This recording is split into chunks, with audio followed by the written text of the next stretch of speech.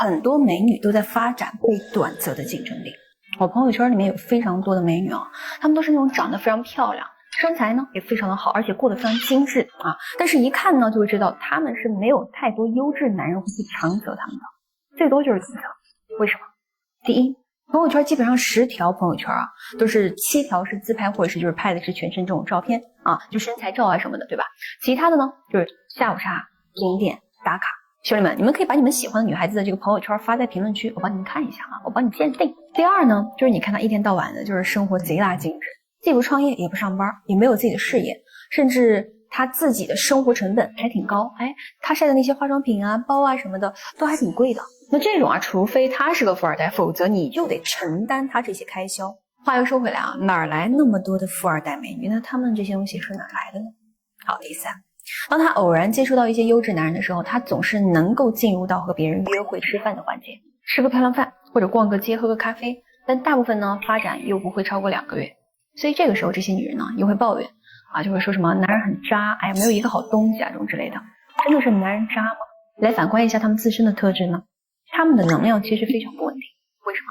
能量不稳定的女人有一个很明显的特征，就是她缺乏好的秩序感和思想结构，也就是缺乏家庭教育，缺乏学校的教育，更缺乏社会的教育。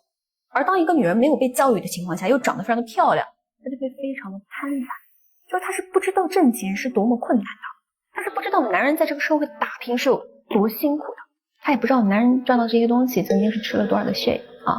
所以你就会发觉很多美女的特征就是非常贪心，因为社会能给她的诱惑太多了，导致她的物欲往往呢就会特别的高，但是她又没有办法通过自身的实打实的能力去稳定的去获取物质，她就只能够通过男人时不时的给她来一点甜头尝尝。但是啊，这个甜头非常不稳定，也不持续。有很多聪明的男人是不会给女人任何可以变现的东西的。就我们是可以去吃米其林的，对吧？也可以去国外旅游，也可以去玩各种昂贵而且高级的东西，但是不好意思啊，现金没有。所以他们每天的情绪就会由什么决定？由他能不能遇到下一个优质男啊？那遇到下一个优质男能不能偶尔来一发？运气好一点的话呢，男方会付出点物质；运气差的呢，他就只能够图这个男人长得帅、身材好、体验好，那物质呢是没有的。所以他整个人的能量完全是被男人的行为所影响的。所以你别看很多小美看似高冷疏远，但其实她情绪会非常的不稳定，因为她短时间内悟不到一个真理，那就是女人是永远不可能通过男人去持续搞到钱的。就哪怕这个男人再有钱，他的付出也会是越来越少，甚至直到没有。那从哪里能够搞到钱呢？一定是事业。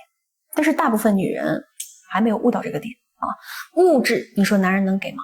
其实能给啊，有的人给的真的还挺多的，3、5、20，对吧？甚至200的。但是能给多久呢？2个月、2年。所以很多女人到了25岁以后，就总是会抱怨什么啊？就会说我再也遇不到当初20出头的时候对我好的那个男人。那本质是什么？是因为你也不年轻了呀。年轻的男人付出的是最多的，给钱、给爱、给时间，对吧？但是你25岁的时候，你也已经老了呀，对吧？啊，男人只会对18、20出头的女人啊，特别是那种又单纯又耿直又笨笨的，而且还非常爱你的那种女人，他们只会对这些女人愿意去付出的。女人到了25以后，说实话，你遇到的男人真的太多了，你很难对男人付出那些几百几千块的礼物去动心了。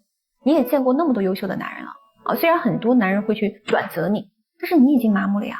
而长择中呢，男人最看重的是什么？是你有一种星星眼，你对他仰慕的那种感觉。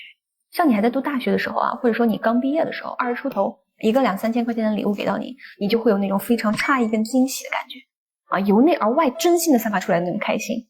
男人就爱看这个。但是你25岁以后，你不会再出现这种表情了，你早就习惯了，甚至你还会嫌少。